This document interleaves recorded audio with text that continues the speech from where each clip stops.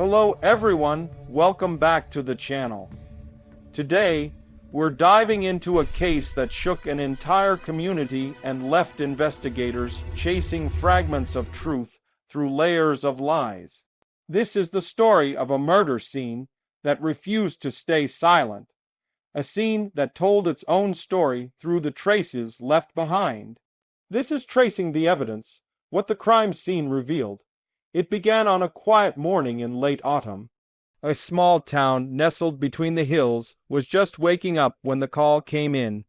A woman had been found dead inside her home, her phone smashed, her front door unlocked. At first glance, it looked like a burglary gone wrong. But detectives quickly realized nothing was stolen. Everything was left as it was, except her life, the victim 34-year-old Emily Warren was a respected journalist known for her investigative work. She had been digging into a controversial local corruption case involving powerful names. Her friends said she was nervous in the days before her death.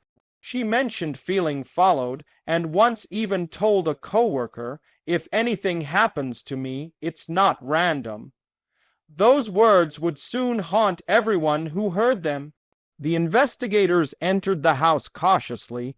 The living room looked normal, almost staged, no signs of a break-in, no signs of struggle, until they reached the study. There, on the hardwood floor, lay a single drop of blood beside a toppled chair. Just one drop, small but undeniable. Nearby, a pen lay broken in half, and the victim's laptop was missing from the desk. Detective Laura Grant, leading the case, knew this scene didn't add up.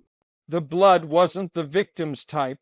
The lab confirmed it belonged to a man, someone who had been there that night. But there were no fingerprints, no footprints, no direct trail. Whoever did this knew how to erase their presence. The only thing that couldn't be erased was the silence of the crime scene itself. Every object had a story, and Grant believed those silent witnesses held the truth. The window latch, for example, had tiny fibers stuck to it, blue, synthetic, possibly from a jacket.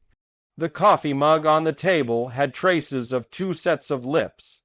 Emily had company before she died, but who? Detectives dug through her phone records and emails.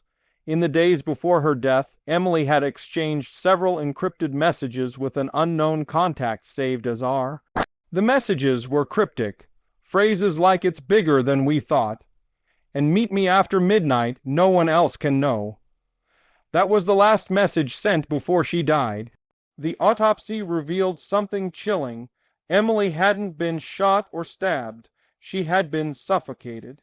The bruising on her neck and the position of her body suggested she had been restrained.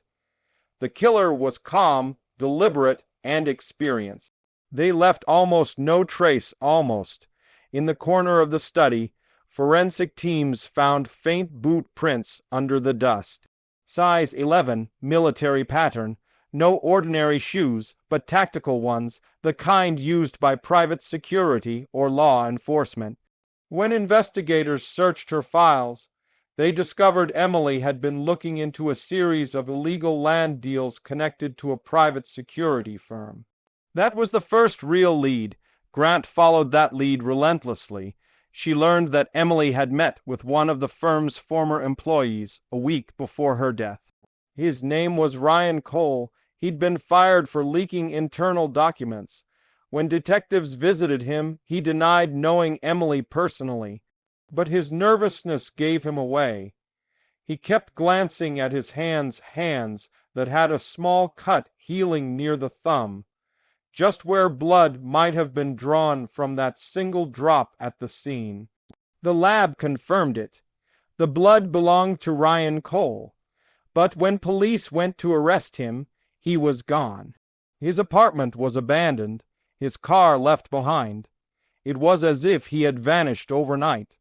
That disappearance changed everything.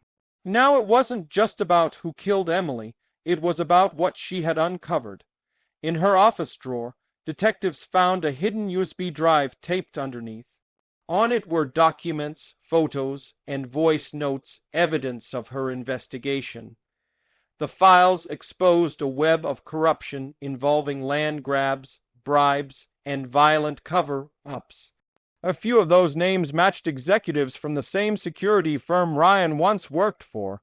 Suddenly, Emily's death wasn't random at all. It was silencing. Grant listened to Emily's final recordings. In one, Emily said, "They're watching me. Every time I get close, something happens, but I can't stop now."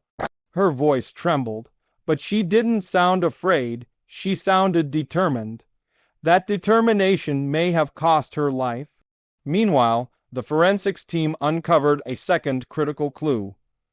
Under the carpet near the study desk, they found traces of shoe polish and partial fingerprints, faint but enough to compare. It matched another person connected to the firm, Daniel Morse, a senior operations officer known for cleaning up difficult situations.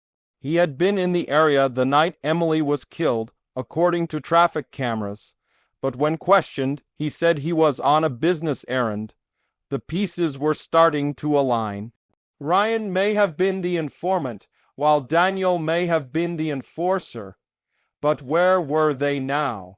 One missing, one lying. The deeper Grant went, the more dangerous it became. Someone wanted this case buried. A month after Emily's death, a new tip arrived. A witness claimed to have seen two men leaving her house around midnight, one tall, one heavy, set, driving a dark SUV. The vehicle matched the company's fleet records. Investigators pulled surveillance footage from nearby gas stations and found it. A black SUV parked 2 blocks away from Emily's home the night she died. Inside, 2 blurred figures waited. One of them wore a blue jacket, synthetic fibers, just like the ones on the window latch. They had their confirmation, but still no one was talking. The company's lawyers denied everything. Files went missing, witnesses retracted statements. It felt like chasing smoke in a maze. Then something unexpected happened. A fisherman discovered a body near a riverbank 30 miles away. It was Ryan Cole. The cause of death, blunt force trauma. Time of death, roughly the same week Emily was killed. His hands were broken, and his phone was missing. Whoever silenced Emily had silenced him too. The discovery reignited the case. Grant realized Emily wasn't just tracing corruption. She had uncovered a chain of murders meant to protect it. Every clue led back to a shadow network that operated behind legal walls. She pushed for search warrants, but her requests were delayed. Higher authorities seemed hesitant. It was as if the system itself was protecting the guilty. Frustrated but relentless, Grant decided to take matters further. She reopened Emily's files and noticed something odd. In one of the photos Emily had taken, a land development site, there was a reflection in a car window. A man's face half visible watching her. Zooming in revealed it was Daniel Morse. The timestamp matched the day before her death. That image was the missing link. Combined with his phone's GPS data and the synthetic fibers, it placed Daniel directly at the scene. Confronted with the evidence, he finally broke. But his confession wasn't what anyone expected. He admitted to being there, but claimed he didn't kill her.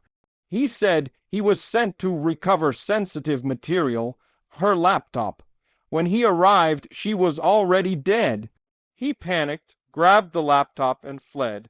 He said the real killer was someone inside, someone Emily trusted. That statement sent chills down everyone's spine. Someone close to her. That meant the truth was deeper than they thought. Re-examining her call logs revealed one more number, saved simply as M. It belonged to Mark Stevenson, Emily's former editor and mentor. He had been supporting her investigation and even funding her independent research. But he had also been under quiet investigation himself for accepting payments from political groups. When police brought him in, his calm demeanor didn't last long. He denied involvement until confronted with digital records showing money transfers between his account and the security firm. He had been feeding Emily's findings to the very people she was exposing, and when she found out, he had to make sure she stayed quiet. The evidence finally made sense. Stevenson visited her that night, pretending to talk things through. The coffee mug with two sets of lips, his. When the conversation turned into confrontation, he panicked. She threatened to go public, and he silenced her. Then he called his contacts to cover it up, using the firm's men to clean the scene. That explained Daniel's presence and Ryan's death. The investigation had come full circle. When Stevenson was arrested, the town finally breathed again. But for Grant, it didn't feel like victory. Too many lives were lost before the truth came out. Too many people knew and stayed silent. The corruption Emily had uncovered ran deeper than one man or one company. It was a system that thrived in shadows. Months later, Grant stood outside Emily's house. It had been sold, repainted, and forgotten by most. But the tree outside still held a small wind chime Emily once loved. It swayed gently in the breeze, almost as if whispering. The truth had been buried, but Emily's courage had brought it to light, piece by piece, clue by clue. Her story became a reminder. Every crime scene tells a story, but not every story is easy to hear. It's hidden in fibers, in silence, in fear. It's up to those who listen closely to trace the evidence and uncover what it reveals. Even after the case was closed, new information surfaced. Emails leaked from the firm showed plans to relocate their operations overseas under a new name. The same executives continued their business with no charges pressed. Justice, it seemed, had limits, but truth has endurance. And Emily's truth continued to echo in every file, every report, every conversation that followed. Grant eventually left the force. She said she needed peace, but friends claimed she never stopped looking into the case privately. In her home office, she kept one photo on the wall, Emily, smiling, holding a notebook, unaware of the storm ahead. Below it, a single phrase written in marker, "The evidence never lies." And maybe that's the final message this story leaves us with. People lie, systems hide, power manipulates, but the evidence, the smallest detail, the faintest trace, it speaks louder than anyone expects. You just have to be willing to listen. So the next time you hear about a case that seems unsolvable, remember this one. Every scene leaves something behind. Every silence hides a sound. Every truth, no matter how deeply buried, waits for someone brave enough to trace it. Thank you for watching till the end. If you found this story compelling, make sure to like, share, and subscribe for more true crime investigations where we uncover what lies beneath the surface. Because sometimes the crime scene doesn't just tell us what happened. It reveals who we really are when no one's watching.